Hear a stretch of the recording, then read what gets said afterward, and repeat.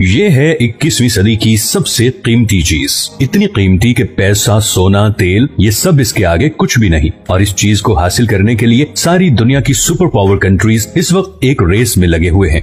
लेकिन इस रेस का एंड बहुत ही भयानक होने वाला है। बज़ाहिर मामूली सा पत्थर नजर आने वाली ये चीज शायद एक ऐसी जंग का सबब बनने वाली है जो पूरी दुनिया को अपनी लपेट में ले लेगी।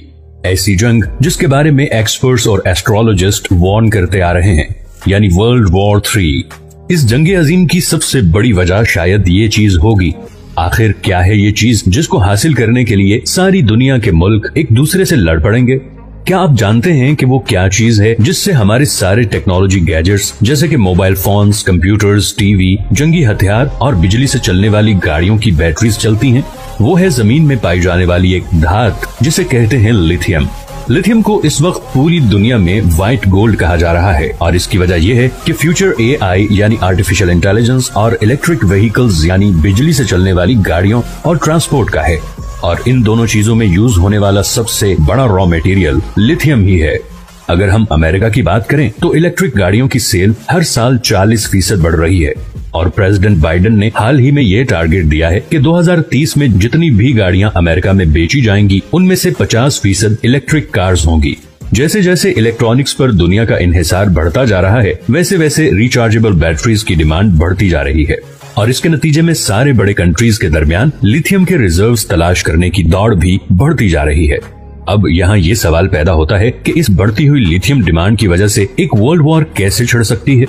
ये सवाल हमें लिथियम से जुड़े एक फंडामेंटल मसले की तरफ ले जाता है जिसे हम इंग्लिश में कहते हैं स्कैर्सिटी, यानी किसी चीज की शदीद कमी होना।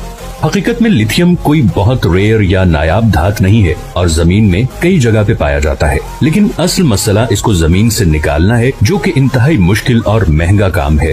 इस वक्त दुनिया में सबसे ज्यादा लिथियम के रिजर्व्स ऑस्ट्रेलिया, चिली और बोलिविया के पास हैं। चौथे नंबर पे चाइना आता है। चाइना दुनिया की 80% लिथियम प्रोड्यूस करता है और इलेक्ट्रिक कार्स की बढ़ती हुई डिमांड को पूरा करने के लिए बहुत एक्टिवली दूसरे कंट्रीज में लिथियम रिजर्व्स बनाने में मगन है, जिसमें अफ्रीका के बहुत से कंट्रीज भी शामिल हैं। इसी तरह चाइना की नजर अफगानिस्तान के लिथियम रिजर्व्स पे भी है और उनको हासिल करने के लिए वो अफगान तालिबान के साथ ऑलरेडी डायलॉग स्टार्ट कर चुका है। 2030 तक चाइना तकरीबन 100 आयन लिथियम प्लांट्स लगा चुका होगा, जिसका मतलब यह है कि दुनिया की 85% लिथियम बैटरीज चाइना बना रहा होगा। और इस हिसाब से तो चाइना वाकई में 2030 तक दुनिया की सुपर इकोनॉमी बन चुका होगा। अब चाइना इतनी स्ट्रॉन्ग पोजीशन तक कैसे पहुंचा, ये हम किसी और वीडियो में कवर करेंगे। असल सवाल ये है कि अमेरिका, जो कि चाइना का सबसे बड़ा राइवल और मौजूदा दुनिया की सुपर पावर है, इतने आराम से चाइना को वो चीज हासिल करने देगा जिसपे सारी दुनिया का फ्यूचर डिपेंड करता है?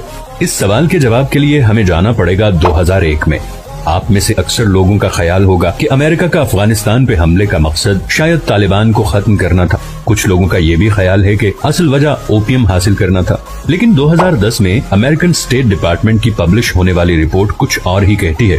इस रिपोर्ट में ये इंकिशाफ हुआ है कि अफगानिस्तान में $1 ट्रिलियन के लिथियम रिजर्व्स हैं, जो कि शायद चिली और ऑस्ट्रेलिया के बाद दुनिया में तीसरे सबसे बड़े लिथियम रिजर्व्स हैं। और अमेरिका की अफगानिस्तान में घुसने की असल वजह थी यही लिथियम रिजर्व्स, क्योंकि इस वक्त अमेरिका के पास रिफाइंड लिथियम के सिर्फ 8% रिजर्व्स हैं और इलेक्ट्रिक कार्स की डिमांड को पूरा करने के लिए अमेरिका को लगभग 5 लाख मैट्रिक टन लिथियम की जरूरत है।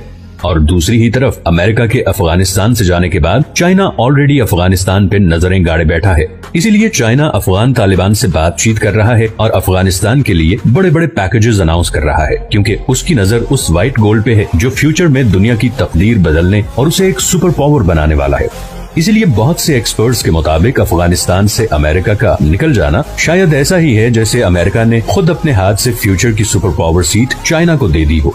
लिथियम की डिमांड इतनी ज्यादा बढ़ गई है कि इसकी प्राइस में पिछले 1 साल में 500% इजाफा हुआ है। ये बढ़ती हुई डिमांड और बढ़ती हुई प्राइस ही असल वजह है कि हर बड़ा मुल्क और हर बड़ी कंपनी अब लिथियम में इन्वेस्ट करना और उसे हासिल करना चाहती है। लगता है कि अमेरिका खुद को उस डेस्परेट सिचुएशन में ले आया है जिस पोजीशन में 1941 में जापान था और उस वक्त उसने पर्ल हार्बर पर हमला किया। जिस फ्रस्ट्रेशन ने जापान को यह कदम उठाने पर मजबूर किया था, वैसी ही फ्रस्ट्रेशन का शिकार इस वक्त अमेरिका है और वो भी ऐसा कोई कदम किसी भी वक्त उठा सकता है। पिछली 4 दहाइयों में लड़ी गई तमाम जंगें ऑयल यानी पेट्रोल के लिए थी, क्योंकि उस वक्त पेट्रोल ही असल ईंधन था। लेकिन अब जैसे कि मैं पहले बता चुका हूँ कि फ्यूचर बिजली से चलने वाली चीजों का है सो इट्स वेरी नेचुरल कि अगली जंगें अब रिचार्जेबल बैटरीज को पावर करने वाले मटेरियल यानी लिथियम को हासिल करने के लिए होंगी।